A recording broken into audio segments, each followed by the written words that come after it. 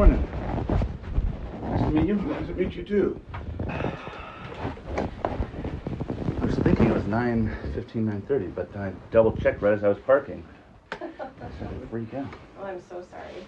But I should have paid closer attention to my calendar. I'm here to, what I'd like to do is to accomplish the Military Civil Rights Act passed, first in the Union, come out of our state. I want that because I don't have that. Service members, dependents, veterans, when they come home, and even before they come home, do not receive the same civil rights protections as civilians. In 1964, Martin Luther King and Ralph Abernathy managed to get the Civil Rights Act passed, something like the 6th Civil Rights Act. Ralph, who was a World War II platoon sergeant, said in his autobiography they thought they were done. All their statutory obstacles were felled, so they were going to move on to economic Bill of Rights. And they did that borrowing from the Bonus Army and Cox's Army of 1931, which helped get Roosevelt elected and created the GI Bill, Service Member Civil Relief Act of 1944. What they didn't know then, because it wouldn't be reported for another 3 years, was that service members like Ralph could be targeted for their service, giving Martin more protections than Ralph. The Double V campaign, which has birthed the civil rights movement, was black World War I, World War II veterans coming home and saying, now we fought for other people's democracy, now we want it. I want democracy, I want civil rights. In 1967, Martin came out against the war in Vietnam, the Riverside Church in New York, saying before a packed crowd, this business of war brings men home from dark and bloody battlefields, physically handicapped and psychologically deranged. Ralph was sitting in the audience. I don't know how he felt about being called physically deranged or psychologically deranged, but in 2015, June 2015, in the middle of my theological studies as a graduate student, I was put on the cover of Christianity Today magazine with the title, War Torn, How a Psychiatrist is Deploying Hope to Soul-Scarred Veterans. And I became the poster boy in the church for PTSD. I didn't ask for it. And Christianity Today later pulled it because I started speaking about it online. What they did was to remove service members from their own story and make it about a civilian. One of my academic advisors, Warren Kinghorn, who said that I and other vets at Duke, where we had actually influenced how he did his work as a VA clinician. But the story was made about the civilian saving soldiers. It's a tired old story. It's just like saying all Native Americans are savages and civilization won them over. Or that all women are hysterical and psychology is here to help tame the tempest. I made the fake Christianity Today covers to show how stupid and crazy it was that we are still putting labels on people in order to make more powerful people more powerful. Later at Duke, I filed 2 federal investigations, one with the DOE, one with the DOL, because I discovered as an employee and a veteran, I'm supposed to receive protections from employment discrimination under the Vietnam-era Veterans Readjustment Assistance Act, 1974. It explicitly uses the word affirmative action in the 74 Amendment. However, that hasn't accomplished what it set out to do because the law was so poorly written.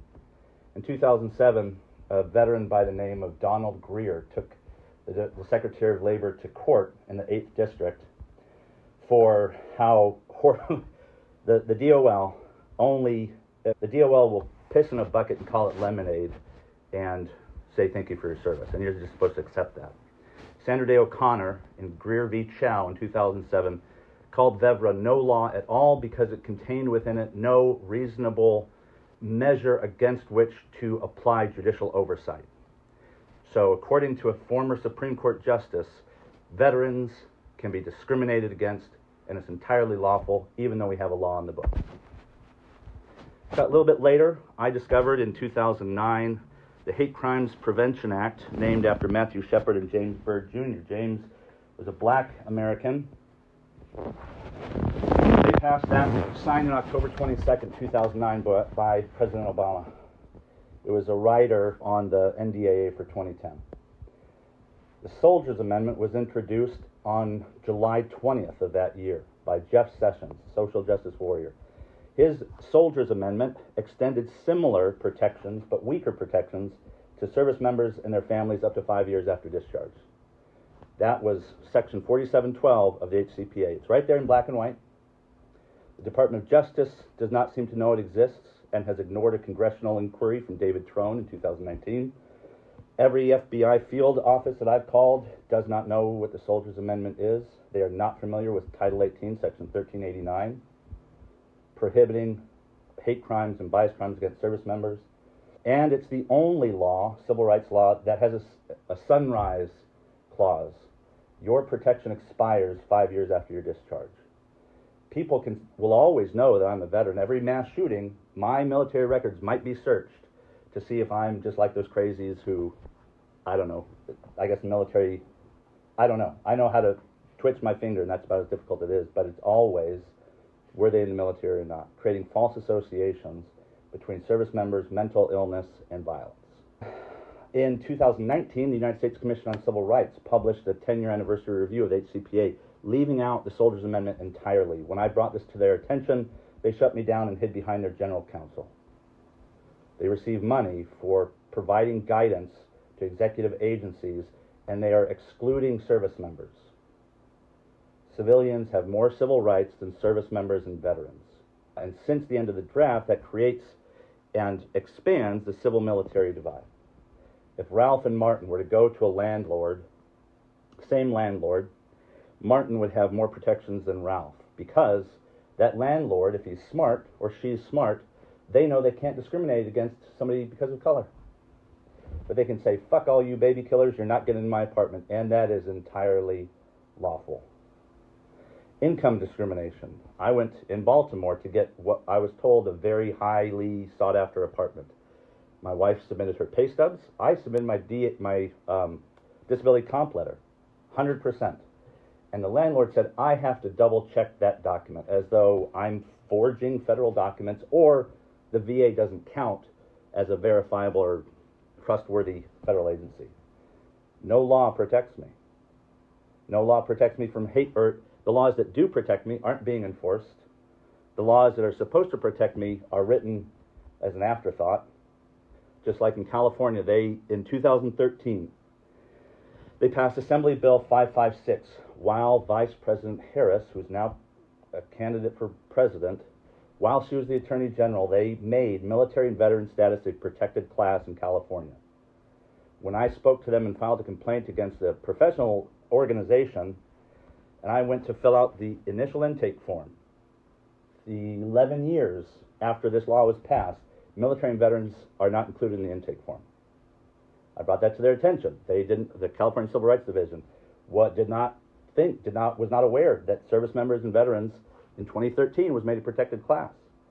So on time and again, these rights that we do have were denied either through ignorance or bias, and the laws that we should have, we don't have because they're either poorly written as afterthoughts or some other reason. I've already met with a number of people in both chambers on the Veterans Committees.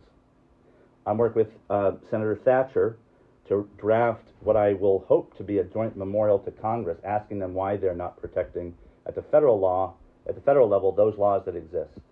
Because Oregon shouldn't have to cover down for shitty laws at the federal level. Oregon residents like myself should not be deprived of their federal rights, and yet they are. I'm also working with Representative Tran and Representative Heeb to introduce a Military Civil Rights Act. And if it succeeds, it will, ironically and tragically, be the first military civil rights bill in our nation's history. I'm doing this because I don't believe that drugs and therapy are the best and only way to improve the mental health of soldiers and veterans. If we aren't doing human dignity and civil rights, we're fighting with our hands tied behind our back. I think it's fundamentally unconscionable that we, Senator Manning and myself, fight for rights that were then deprived. I don't know if you were military, but It is a verifiable fact. And once you see that it's happening, you can't unsee it. I'm an independent. I would have difficulty voting for Harris knowing that she was AG and failed to implement protected class status for my community, a community that her vice presidential nominee is a part of, both vice presidential nominees. I don't know if I can support her. Between the two, I don't think I'd support Trump, but that doesn't mean I'm hopeful for Harris either. So from the top all the way down to the bottom, there are obstacles to gaining equality for the people whose sacrifices make equality and equity possible. And I don't think that's acceptable. That's a lot. Sounds to me like you've done some thorough research. You certainly got all of the ducks lined up in a row. I am a veteran, 24 years active duty. And I want to show you a picture.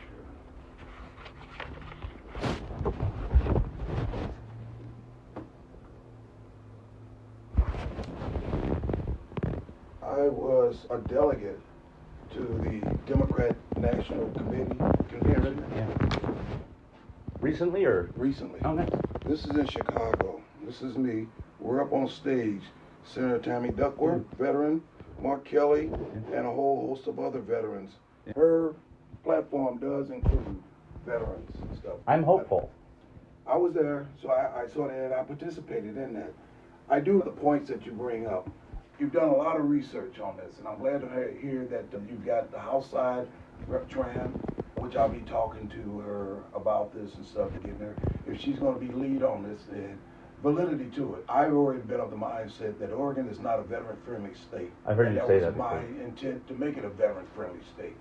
Whatever I can do to help make that vision a reality and stuff, I'm certainly involved with it, and I'll fight for it for all veterans and active duty until I get it done. I have another bill that I'm bringing forward, and this bill will exempt the first $17.5 thousand of veterans retiree pay. That includes medically retired. There are some other things that I'm working on as well. One thing I didn't mention, I'm working with Senator Wyden's office to close loopholes at the federal level. The idea, I'm working with Eric. Yeah, Eric Davis, I think. Yeah. What I point out to him is, like, at the federal level, it's easier to amend stuff that exists, but at the state, we have 659 Alpha does not include military and veteran status, and maybe changing that would create some positive effect.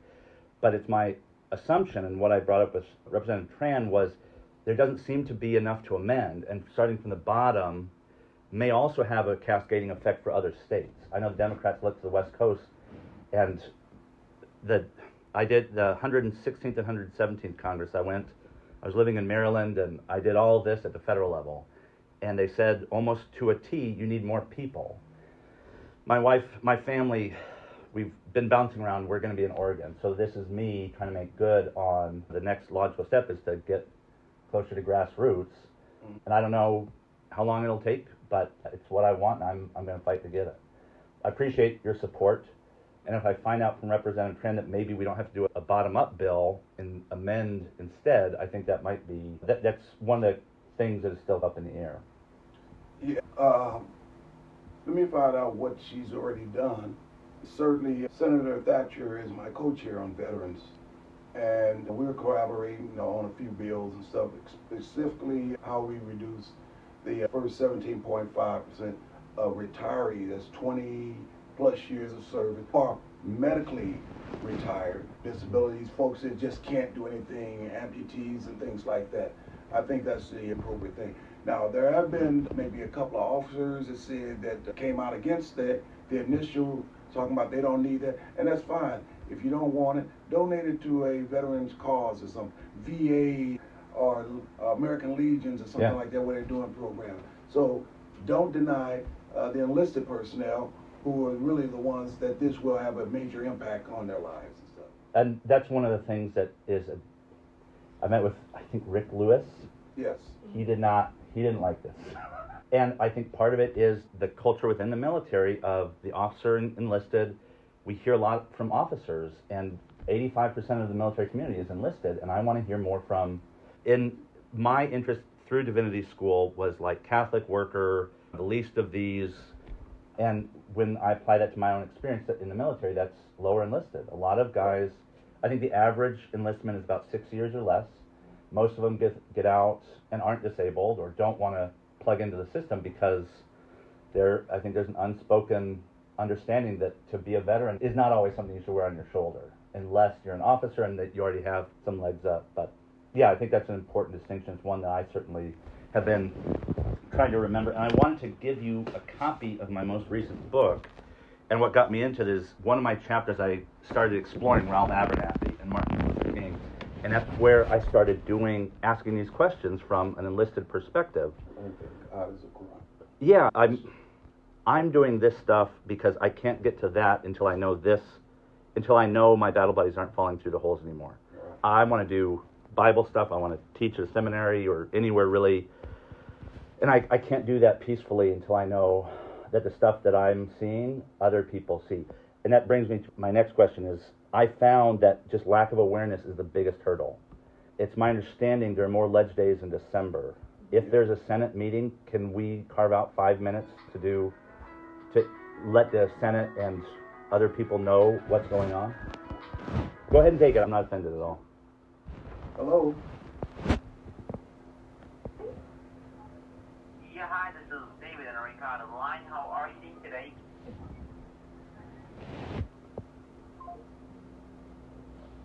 Trying to sell me some medical devices. I hate that they got blocking. Yeah, I just did. Good. But they got a whole I know. lot of them. I They know just it. roll over. I know That's the second call this morning.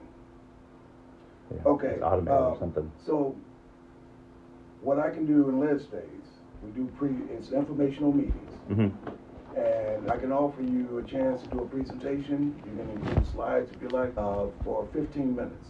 Oh, okay. Before committee. Yeah, Okay. and that'll be before the committee, which means that it's going out, everybody that's on OLIS and everything else, plus it's recorded. Okay.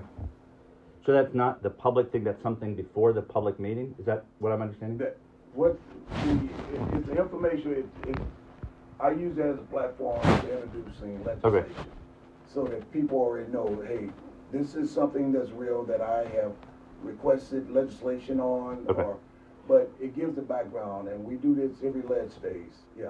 Yeah, I've been to two. I just want to make sure. I thought it was a 5-minute limit. Am I wrong? That's on the house side, I do. Oh, okay, gotcha. 5 minutes, you can't talk a lot. We're the Oh. Yeah. Well, I didn't think I could eat a full meal in under 5 minutes until I got to boot camp, and now my wife is always telling me to slow down. Yeah. But I've got to do. Eating is boring. Okay, that would be great. I've been speaking with Ramiro Navarro at the behest of Representative Tran. Is he the best person to? Yes. Okay. But for my presentation, you want to contact my office. Okay. RJ is the admin for the Legislative Veterans Caucus. Okay. His piece is separate, not part of mine. Okay. But I am a part of the Veterans Caucus as well. Got it. Okay. Okay. Who should I be in touch with? Just your office. Yeah. Okay. Okay. Yeah. I want to make sure I get it correct. Latanya, she'd be the point of contact. Okay. All right. Yeah, I would love to be able to do that. I can't think the resolution and the potential bill and some airtime on. Yeah. And do we have when December legislators are? It's on the Not calendar. rolled out yet. Yeah. Not that it's- Yeah, because they change it. Yeah, the days I think are 10, 11, 12, but the schedule I don't think is released until the week of. Yeah, they're, And that sometimes, might shift. yeah. Okay. Sometimes they'll do it. They'll start off say, okay, it's going to be Monday, Tuesday, and Wednesday, and then they're like, okay, things have changed, so it's going to be a Wednesday, Thursday, and Friday. Okay, I'll keep an eye for it. Tentatively, you're correct, but that's Okay, probably. could change. Okay. All right, that would be amazing. I think that'd be some really good first steps. I appreciate you taking the time. I fire hosed you. Any questions? No? I do this all the time. I figured. Yeah. I appreciate you coming by and sharing this with me. Yeah. Certainly something that I'm interested in. Facts are facts. And Senator Wyden and I are good friends and stuff. And I do know Sergeant Major Davis. So I'll be reaching out to him personally myself and saying, Okay. okay, what Senator Wyden's plan on this. So, Awesome. yeah, we'll kick some rocks around and see where we get started. My kind of party. All right, I appreciate it. I will get out of your hair, try not to spill water. Senator Manning, thank you so much. I appreciate your support. Thanks for coming by. Appreciate it. Can I get a card from you before I leave? But Oh. what I'll do, because if Where should I put my dirty? Okay. emailing, this is like emailing me. Okay. Let me just make sure I've got it right. Yeah. Okay. All right. You want any copies of what I gave the senator? Nope, he's Okay. got it, so we're good. Thank you. Thank you so much.